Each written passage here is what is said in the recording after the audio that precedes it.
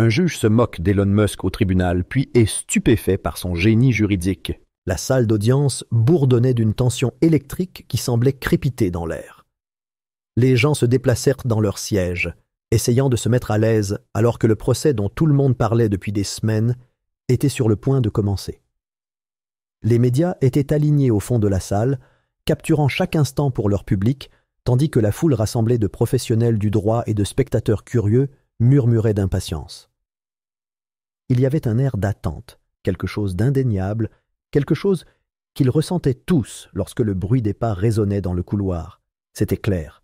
Aujourd'hui allait être un spectacle. Les portes s'ouvrirent et la silhouette qui entra attira l'attention de tous les yeux dans la salle. Isaiah Carter entra dans la salle d'audience avec une confiance tranquille. Vêtu d'un costume parfaitement coupé, le genre qui parlait d'élégance discrète, il se déplaçait avec une grâce déterminée qui suggérait à la fois contrôle et défi. Il ne ressemblait pas au genre d'homme qui ferait l'objet d'un procès, et encore moins à celui qui serait pris dans les griffes d'un système conçu pour mâcher et recracher des hommes comme lui. Et pourtant, il était là. Une silhouette d'une trentaine d'années, avec une expression calme et indéchiffrable gravée sur ses traits. Ses yeux sombres scrutèrent la salle, observant les visages de ceux qui allaient observer, juger, décider de son sort. C'était une routine, presque mécanique, mais son pouls était régulier. Il n'y avait aucune trace de nervosité, aucune poignée de main dans sa main.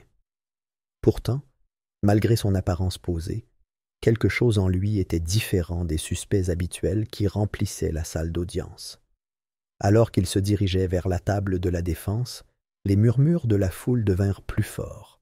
Certains étaient des murmures d'admiration, d'autres d'intrigue. Personne ne savait qui il était, du moins pas dans le contexte de cette salle d'audience, et cela, plus que tout, les intriguait. Isaiah avait toujours été quelqu'un qui préférait rester à l'écart des projecteurs, loin de l'œil du public. Son passé, un secret soigneusement gardé, était caché derrière des couches de jargon juridique et de bienséance professionnelle. Ancien avocat de haut rang dans l'un des cabinets les plus prestigieux de la ville, il avait appris l'art de maintenir une présence sans jamais vraiment se faire remarquer. Personne ici ne savait qu'il était plus qu'une simple victime d'une affaire. Il était l'homme qui avait autrefois fait tomber des géants de l'entreprise, qui avait déjoué les avocats les plus chevronnés, qui s'était battu et avait gagné contre le système même qui était maintenant prêt à le juger. Le regard d'Isaiah se tourna brièvement vers le banc du juge, où le juge Nathan Brooks était assis, examinant déjà les documents avec un air de désintérêt. Brooks avait une réputation, dont on murmurait dans les cercles juridiques, mais dont on parlait rarement à haute voix. Il était connu pour ses transactions clandestines, sa volonté de se ranger du côté des puissants en échange de faveurs qui lui permettèrent de conserver son siège d'influence. L'air d'arrogance qui semblait s'accrocher à lui était palpable. C'était une routine bien rodée, une routine où les innocents étaient souvent négligés, leur sort scellé par la corruption d'un système conçu pour protéger une minorité. Aujourd'hui, cependant, quelque chose était différent. Le murmure de la foule semblait indiquer que le procès ne se déroulerait pas aussi bien que Brooks l'avait espéré. Isaiah se dirigea vers son siège désigné à la table de la défense, les yeux de la salle d'audience le suivant avec une curiosité croissante. Il était clair que quelque chose n'allait pas, mais personne ne parvenait à mettre le doigt dessus. La salle d'audience s'installa dans le silence alors que le procès était sur le point de commencer. Le jury était assis, les avocats prêts, mais il y avait une tension palpable dans la salle, un sentiment d'attente, comme si quelque chose d'important était sur le point de se produire. Isaiah s'assit, le dos droit, le visage indéchiffrable, mais son esprit s'emballait. Il n'était pas là simplement pour se battre pour son innocence. Il était là pour se battre pour quelque chose de plus grand. Pour les nombreuses voix qui avaient été réduites au silence, pour les vies qui avaient été ruinées, et pour le système même qu'il avait laissé tomber, lui et d'innombrables autres. Au fond de la salle d'audience, assis avec un sourire méprisant à peine dissimulé sur le visage, se trouvait l'agent Samuel Finch. Il n'avait fait aucun effort pour cacher son dédain pour Isaiah, l'homme qui était devenu le centre de sa vendetta personnelle. Finch, un homme aux tendances racistes indéniables, était peut-être la personne la plus dangereuse de la salle. Il avait accusé Isaiah d'un crime qu'il n'avait pas commis, usant de toute son influence au sein du département de police pour s'assurer que le nom d'Isaiah soit traîné dans la boue. Ce que Finch ne réalisait pas, cependant, c'était que ce procès ne se déroulerait pas comme il le pensait. Le rôle d'Isaiah n'était pas seulement celui d'une victime, c'était celui d'un homme qui savait comment dénoncer la corruption au plus haut niveau. Et Finch, comme il allait bientôt l'apprendre, n'était rien de plus qu'un pion dans un jeu bien plus vaste. Les yeux d'Isaiah se plissèrent lorsqu'il aperçut l'agent, son cœur ratant un battement en le reconnaissant. Cet homme, cet officier, était la raison pour laquelle il avait atterri ici, l'homme responsable de la chaîne d'événements qui avait ruiné sa carrière et sa vie. Mais Isaiah était calme. Il avait appris depuis longtemps que perdre son sang-froid ne donnerait qu'un avantage à ses ennemis. Il serait patient, attendrait le bon moment, et, le moment venu, il frapperait avec précision. Il n'avait pas besoin de dire à Finch tout ce qu'il avait déjà découvert sur les agissements douteux de l'officier. Cela viendrait plus tard. Le tribunal commença à trouver son rythme lorsque le juge frappa de son marteau et que le procès commença pour de bon. Mais dès le début, il était clair que cette affaire ne ressemblerait à aucune autre.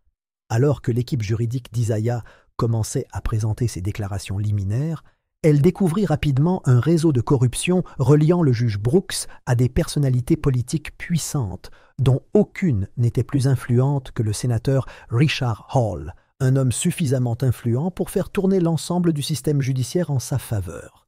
C'était un secret bien connu dans les cercles juridiques, mais il n'avait jamais été dévoilé publiquement. Le procès, bien que n'étant pas centré sur ses connexions, commença à faire allusion aux problèmes profondément enracinés qui empoisonnaient le système.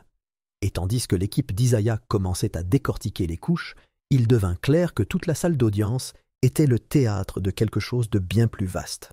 Le juge, sentant que les choses ne se déroulèrent pas comme prévu, se déplaça sur son siège. Il avait pris conscience, à ce moment-là, que ses tactiques habituelles ne seraient pas suffisantes pour contrôler le récit. Mais il ne s'inquiétait pas. Il avait déjà eu affaire à des adversaires bien plus puissants dans le passé et en était toujours sorti vainqueur. Il sourit intérieurement, réfléchissant déjà à des moyens de remettre ce procès sur les rails. Mais alors qu'Isaiah était assis là, calme et posé, quelque chose changea dans l'air. Un courant sous-jacent subtil, le sentiment que tout était sur le point de changer. L'esprit d'Isaiah travaillait déjà, calculant la prochaine étape, pensant 2 pas en avance sur tout le monde dans la salle. Il ne s'agissait pas seulement de jouer à un jeu de stratégie juridique, il préparait le terrain pour quelque chose qui allait démanteler les fondements mêmes du système qu'ils avaient tous accepté. Il ne s'agissait pas seulement de gagner le procès, mais de révéler la pourriture qui se cachait en dessous. Les déclarations d'ouverture se poursuivirent, et les roues de la justice, bien que lentes, commencèrent à tourner. Mais les yeux d'Isaiah ne quittèrent jamais le juge, ne quittèrent jamais l'officier, au fond de la salle.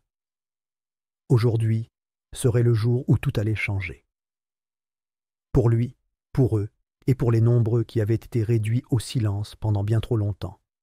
L'homme discret au costume élégant et à l'esprit encore plus vif n'était pas là simplement pour prouver son innocence. Il était là pour abattre les murs qui maintenaient les puissants au pouvoir depuis bien trop longtemps. 2 semaines plus tôt, Isaiah avait été plongé dans un cauchemar auquel il n'aurait jamais pu se préparer. Tout avait commencé un jeudi ordinaire, alors qu'il était en train de boucler une affaire pour l'un des plus grands cabinets de la ville. Il venait d'obtenir une victoire pour son client, mais l'appel téléphonique qu'il reçut ensuite bouleversa tout. Il fut informé que la police était à son bureau, l'accusant d'être impliqué dans un vol. Isaiah était confus, son estomac se serrait à cette pensée. Un vol ? Il n'avait aucun lien avec un quelconque crime, encore moins un vol, mais les accusations étaient claires et graves. L'agent Samuel Finch, l'agent qui dirigeait l'enquête, s'en était assuré. Finch, qui avait toujours semblé éprouver une animosité envers Isaiah pour des raisons qu'il n'arrivait jamais à déterminer, avait maintenant les yeux rivés sur lui de la manière la plus dangereuse qui soit. En se remémorant la série de rencontres qui l'avaient conduite ici, Isaiah ne pouvait s'empêcher de sentir le poids du moment peser sur ses épaules. Tout a commencé lors d'une enquête très médiatisée qu'il avait menée il y a 1 an, visant à révéler les irrégularités de la police, notamment l'implication de Finch dans de multiples affaires douteuses. Finch avait participé à plusieurs affaires où la frontière entre justice et corruption était si floue qu'il était impossible de l'ignorer. Isaiah avait réussi à rassembler suffisamment de preuves pour impliquer Finch dans certaines de ses activités illégales. Pots de vin, rapports falsifiés et même extorsion. Finch, bien qu'il soit un policier chevronné, avait toujours réussi à s'en sortir sans avoir à subir de réelles conséquences. Du moins, jusqu'à ce que l'enquête d'Isaiah menace de tout révéler au grand jour. L'affaire avait pris de l'ampleur et il y avait une réelle possibilité que Finch subisse les répercussions de ses actes. Mais le policier n'allait pas laisser cela se produire. Dans son esprit tordu, faire taire Isaiah était la seule option. Ainsi, Finch avait orchestré un faux crime, accusant Isaiah de vol, en introduisant des preuves d'une manière si précise, si soigneusement exécutée, que cela ressemblait presque à une coïncidence. Mais ce n'était pas le cas. Isaiah avait appris depuis longtemps que les coïncidences étaient le domaine des corrompus, pas de ceux qui recherchent la vérité. Isaiah, cependant, n'était pas un amateur.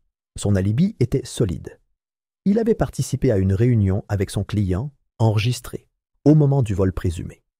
C'était une chose simple à prouver. Relevé téléphonique, horodatage sur les emails, témoignages de collègues qui l'avaient vu quitter le bureau ce jour-là. Mais même si la vérité était de son côté, la machine de corruption était déjà en marche. Finch s'en était assuré. Dès l'instant où la police a tourné son attention vers Isaiah, le jeu était truqué. Il était passé du statut d'avocat à celui de suspect, et maintenant, assis dans la salle d'audience, il pouvait sentir le poids du système peser sur lui. De retour au tribunal, les choses commençaient à prendre forme. L'équipe de défense d'Isaiah avait rapidement découvert quelque chose de sinistre. Finch n'était pas le seul à représenter une menace. Des ficelles étaient tirées de bien plus haut, plus profondément au cœur du système.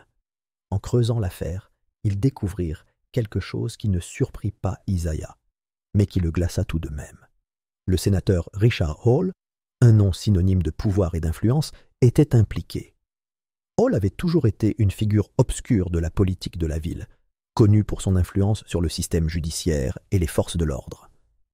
Ses relations étaient profondes, et il était clair qu'il avait participé au projet visant à détruire la vie d'Isaiah.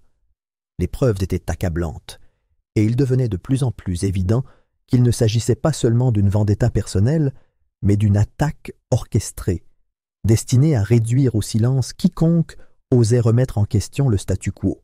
Le sénateur Hall avait longtemps maintenu un équilibre prudent des pouvoirs, usant de son influence politique pour faire passer des politiques qui bénéficiaient aux riches et protégeaient les corrompus.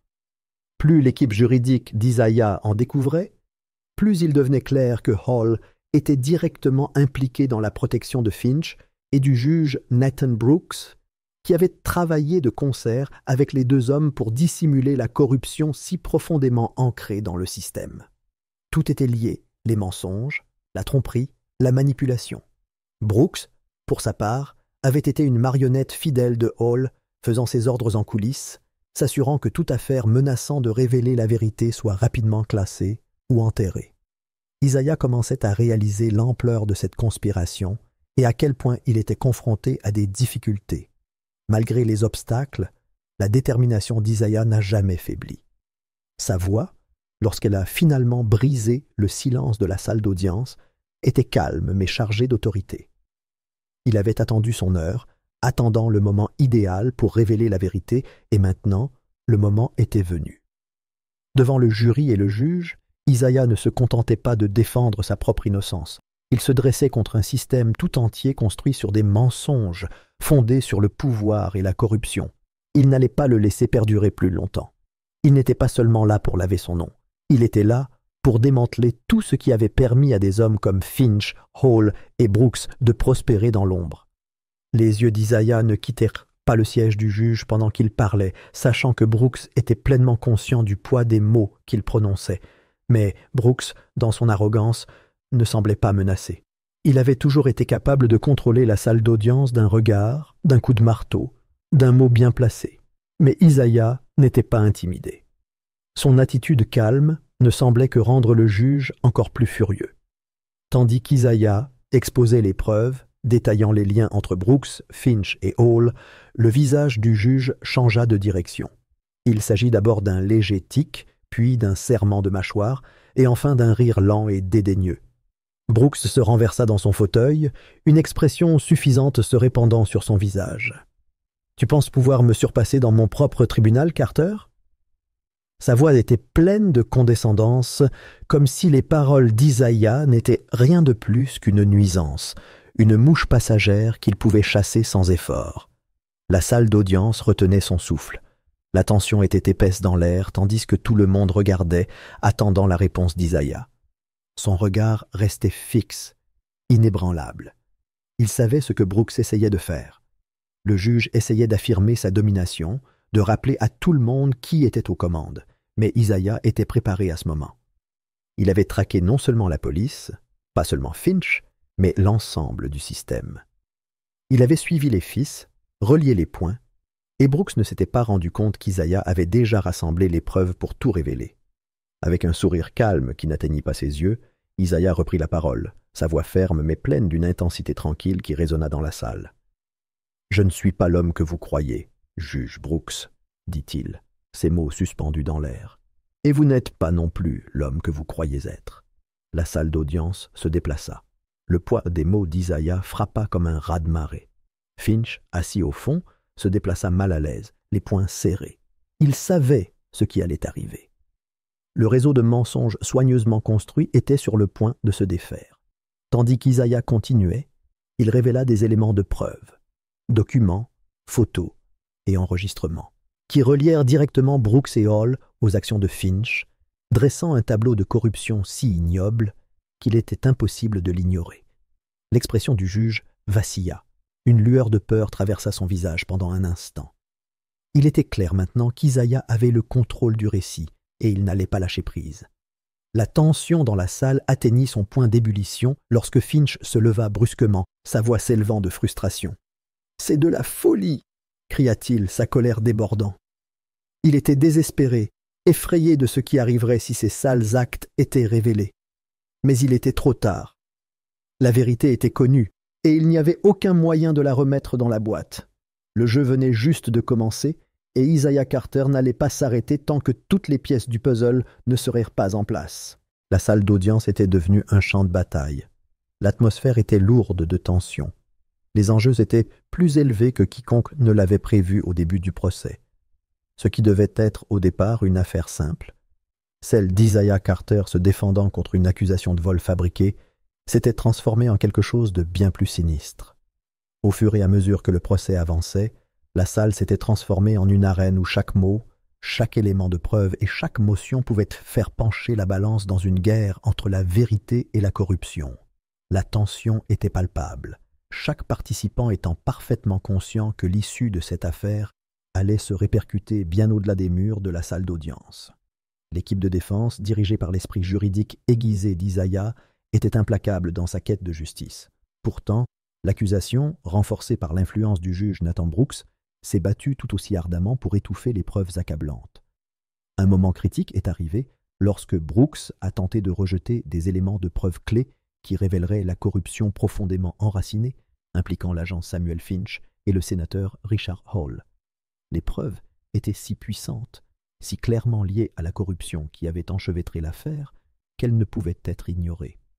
Mais Brooks, toujours la marionnette des puissants, a essayé de les faire taire. Il a fait valoir que les documents n'étaient pas pertinents, qu'ils étaient trop circonstanciels pour avoir une quelconque influence sur l'affaire en cours. L'équipe juridique d'Isaiah a rapidement contesté cette décision. Il n'était pas prêt à laisser Brooks enterrer la vérité sous ses tactiques brutales. Alors que les allers-retours entre les deux parties s'intensifiaient, la salle d'audience est devenue un champ de bataille verbal, chaque partie s'efforçant d'affirmer sa domination. Brooks, visiblement agité, a tenté de réduire les allégations de la défense d'un coup de marteau, mais la défense était inflexible. Ils ont demandé la publication de documents qui prouveraient l'implication de personnalités puissantes. Des documents qui reliaient les activités criminelles de Finch aux personnes mêmes qui tiraient les ficelles dans l'ombre, y compris le sénateur Hall. Le temps pressait. Isaiah savait que plus le procès traînait, plus les forces corrompues présentes dans la salle avaient le temps de travailler en coulisses. Mais sa confiance restait inébranlable. Il s'était préparé à ce moment.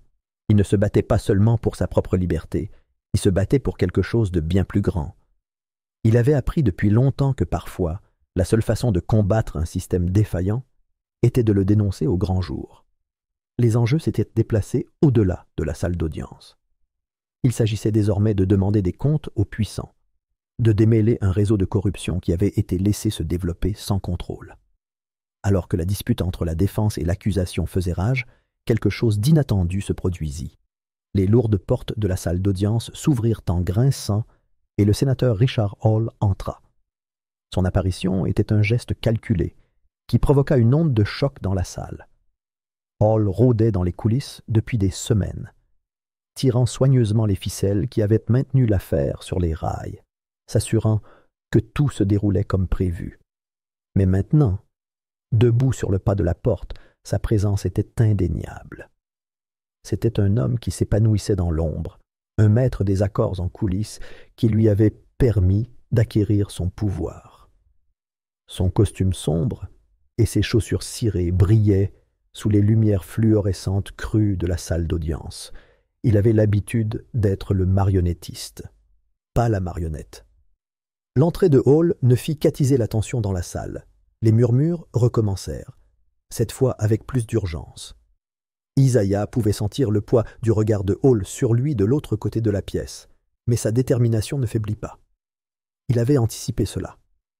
Il savait que Hall était profondément investi dans cette affaire, mais ce que Hall ne réalisait pas, c'est qu'Isaiah s'était déjà préparé à son coup. Isaiah avait suivi chacun des mouvements de Hall tout comme il l'avait fait avec Brooks et Finch. Le sénateur avait sous-estimé la capacité d'Isaiah à rassembler des preuves, à relier les points, à le dénoncer comme le politicien corrompu qu'il était vraiment. L'équipe d'Isaiah, sentant le changement d'atmosphère, s'arrêta, laissant l'arrivée du sénateur s'installer. La salle devint étrangement silencieuse tandis que Hall se dirigeait vers le banc, ses yeux ne quittant jamais ceux d'Isaiah. La tension entre les deux hommes était palpable, une confrontation silencieuse qui en disait long. Hall savait que les prouesses juridiques d'Isaiah avaient déjà révélé trop de choses. Et maintenant, debout dans la salle d'audience, il essayait d'utiliser son influence pour influencer les procédures. La voix de Hall coupa le silence, son ton empreint d'autorité et de menace voilée. Il ne fit aucune tentative pour cacher son dédain pour Isaiah, ses paroles empreintes de l'arrogance de quelqu'un qui avait passé trop de temps au pouvoir. Il menaça de tirer les ficelles pour s'assurer qu'Isaiah soit complètement écarté de l'affaire. C'était un homme habitué à obtenir ce qu'il voulait, à contrôler le récit et à écraser ceux qui se dressaient sur son chemin. Mais cette fois, il avait sous-estimé la détermination, l'intelligence et la préparation d'Isaiah. Isaiah se leva, la posture inflexible, et s'adressa calmement au tribunal. Il n'y avait aucune précipitation dans ses paroles, aucun sentiment d'urgence dans son comportement. Il disait simplement la vérité et, ce faisant, il exerçait un pouvoir qu'aucune influence politique ou manipulation judiciaire ne pouvait ébranler. Isaiah était venu préparé. Il savait que l'influence de Hall sur le juge et la police n'était pas seulement une rumeur, mais un fait bien documenté, appuyé par des preuves concrètes qui ne pouvaient plus être ignorées. Alors qu'Isaiah présentait les preuves devant le tribunal, l'atmosphère changea. La salle, qui avait été remplie de chuchotements et de voix étouffées, tomba dans un silence troublant. Les papiers, les documents, les enregistrements, tout ce qu'Isaiah avait soigneusement compilé au cours de semaines d'enquête, était maintenant exposé à la vue de tous. Les liens entre Hall, Finch et Brooks étaient indéniables. Les preuves d'Isaiah ne démasquèrent pas seulement un individu corrompu, mais un réseau de pouvoir, un système qui travaillait dans les coulisses pour protéger ses propres intérêts au détriment de la justice. Le sourire narquois qui jouait au coin des lèvres du juge Brooks s'estompa, remplacé par une expression de choc. La salle retint son souffle lorsque le poids des preuves devint évident. Hall, autrefois confiant dans sa capacité à contrôler la situation, semblait maintenant mal à l'aise. Son attitude calme habituelle se brisa, révélant un homme désespéré de garder intact son empire soigneusement construit. Il avait sous-estimé Isaiah, et maintenant, la tendance avait tourné. La salle d'audience, autrefois un lieu d'incertitude et d'intimidation, était devenue le théâtre du démantèlement d'un système construit sur des mensonges. Le moment était électrique. L'énergie dans la salle était palpable, la tension si épaisse qu'elle était presque étouffante. Hall, le visage rouge de colère et d'embarras, semblait sur le point de se déchaîner. Mais avant qu'il ne puisse le faire, Isaiah reprit la parole, sa voix calme mais pesante, résonnant dans la salle. Il n'avait pas besoin d'élever la voix pour attirer l'attention. Il n'avait pas besoin de crier pour être entendu. La vérité, une fois mise à nu, parlait plus fort que tout le reste. « Sénateur Hall, » commença Isaiah, ses yeux ne quittant jamais le politicien, « votre influence, votre pouvoir et votre manipulation du système ont été exposés. Vous ne pouvez plus vous en échapper maintenant. La vérité a été révélée au grand jour, et vous n'avez plus d'endroit où vous cacher. » La salle resta silencieuse pendant un moment, les mots suspendus dans l'air. Hall ouvrit la bouche, probablement pour proposer une défense, une contre-mesure, mais aucun mot ne sortit. Il savait que la partie était terminée. Son sourire narquois avait complètement disparu, remplacé par une expression d'incrédulité. Il avait perdu le contrôle. Le poids des mots d'Isaiah, la preuve indéniable, l'avait frappé avec la force d'un marteau-pilon. Alors que le visage de Hall se tordait de frustration et de panique, les spectateurs de la salle d'audience étaient stupéfaits. Il était clair que l'affaire avait pris une tournure bien plus grave que les accusations initiales d'Isaiah. Il ne s'agissait plus seulement de son combat pour la liberté, mais de démanteler un système corrompu qui prospérait depuis bien trop longtemps.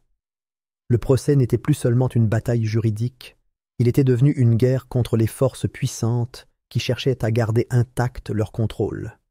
Et à ce moment-là, il était clair qu'Isaiah n'était pas seulement une victime. Il était une force avec laquelle il fallait compter. Ce n'était pas seulement un procès. C'était un tournant dans une bataille pour la justice, un moment qui allait résonner bien au-delà des murs de la salle d'audience. Isaiah Carter ne se battait pas seulement pour sa propre innocence, il se battait pour faire tomber les fondements même de la corruption qui avait permis à des hommes comme le sénateur Hall, l'agent Finch et le juge Brooks de prospérer sans contrôle pendant si longtemps. Et à ce moment-là, Isaiah savait qu'il avait déjà gagné. La salle d'audience était devenue le champ de bataille final d'une guerre d'idéaux où la vérité et la corruption s'affrontaient de front. Isaiah Carter, un homme autrefois accusé à tort, se dressait désormais comme l'incarnation de la justice et de la résilience. Avec les preuves devant lui et de puissants alliés, ceux qui avaient longtemps été réduits au silence ou trop effrayés pour parler, Isaiah avait orchestré une stratégie magistrale. Chacun de ses mouvements avait été calculé, chaque élément de preuve exposé avec précision. Les fonctionnaires corrompus, autrefois confiants dans leur pouvoir, se sont alors précipités pour couvrir leurs traces, essayant désespérément de sauver l'empire en ruine qu'ils avaient passé des années à construire. L'officier Samuel Finch, l'homme qui avait accusé à tort Isaiah de vol en premier lieu, ne pouvait plus se cacher derrière son badge. Son implication dans la conspiration avait été révélée, et il n'avait plus aucun endroit où se retirer. Alors que l'équipe de défense exposait les derniers éléments de preuve, le visage de Finch se tordit de panique. Sa présence autrefois imposante, alimentée par des années d'abus de pouvoir, s'était brisée. Les preuves qu'Isaiah avait rassemblées liaient directement Finch aux fausses accusations, ses actions étant dévoilées au monde entier. Il avait été l'acteur clé de ce jeu tordu, celui qui avait travaillé dans les coulisses pour assurer la chute d'Isaiah. Mais maintenant, avec la vérité sur la table, Finch n'était plus qu'un pion exposé à la lumière. Alors que les preuves accablantes étaient représentées, le juge Nathan Brooks fut frappé par la vague. Sa défense soigneusement élaborée du système corrompu qu'il avait construit pendant des années commença à s'effondrer. Les murs qu'il avait érigés pour se protéger des regards indiscrets n'étaient plus assez solides pour supporter le poids des révélations d'Isaiah. Brooks, autrefois confiant et suffisant, sentit maintenant l'emprise froide de la peur se refermer sur lui. Son regard se tourna vers la porte, son esprit s'emballa.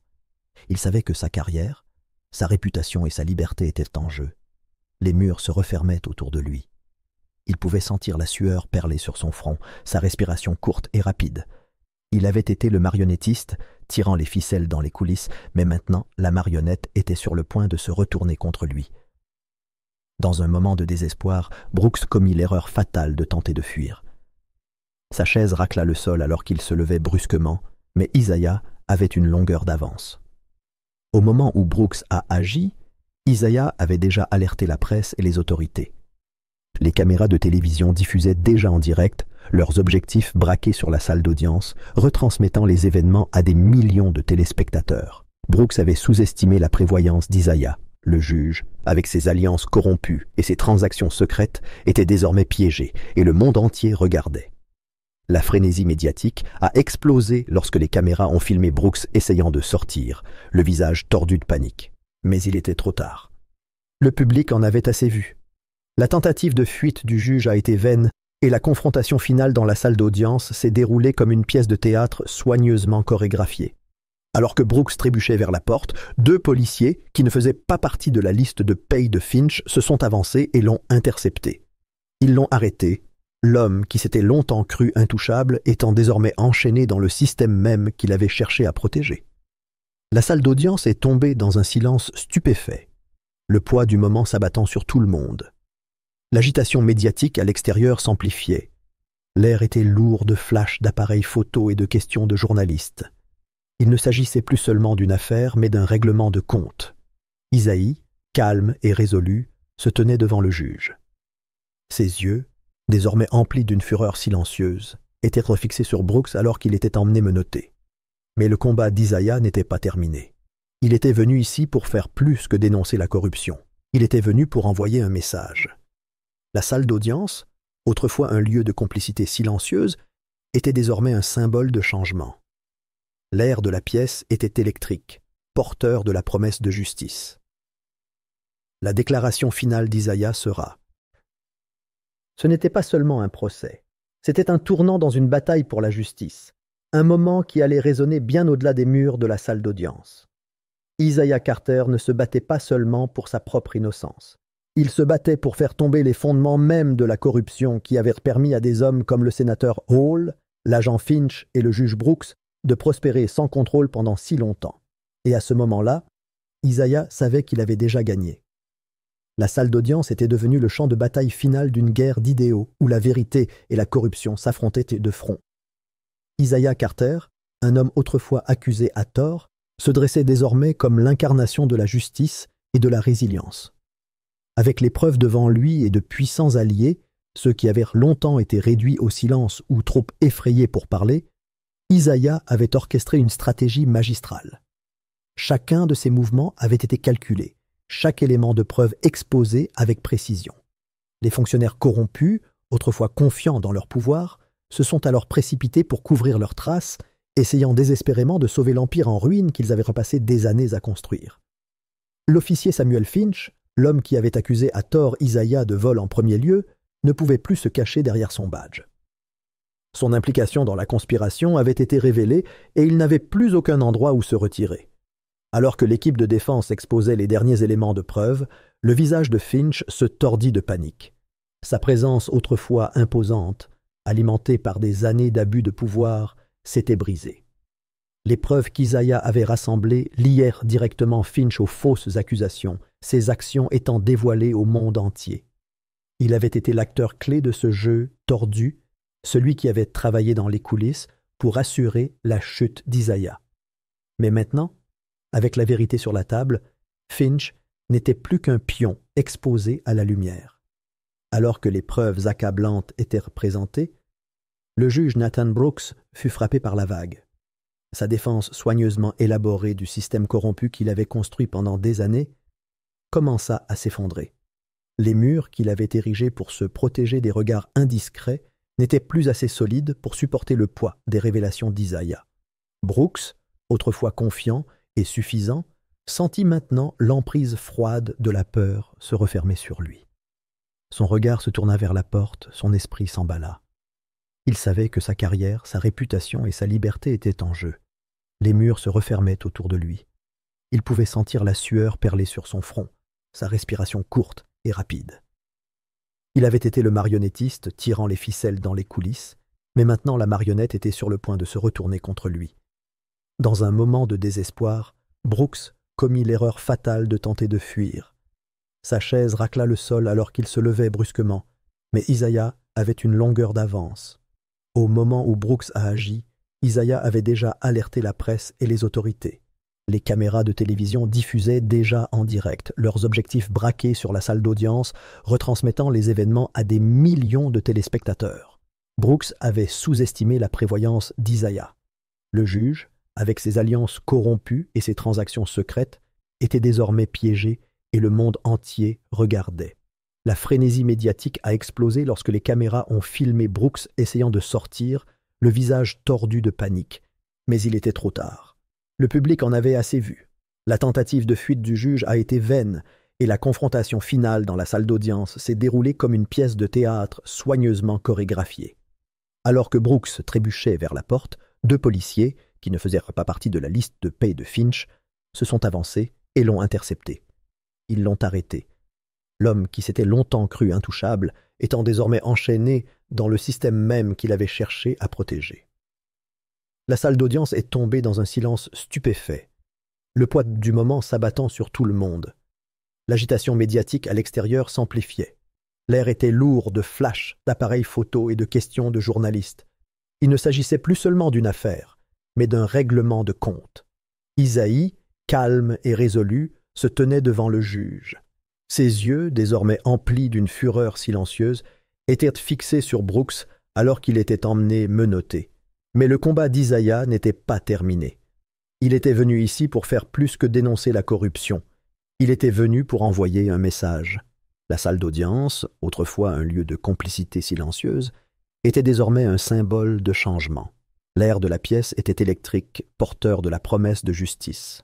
La déclaration finale d'Isaiah sera « Il s'avança, sa voix calme mais chargée d'un poids indéniable. » La salle entière, remplie de journalistes, d'avocats et de spectateurs, était suspendue à chacun de ces mots. Isaiah ne parlait pas seulement pour lui-même.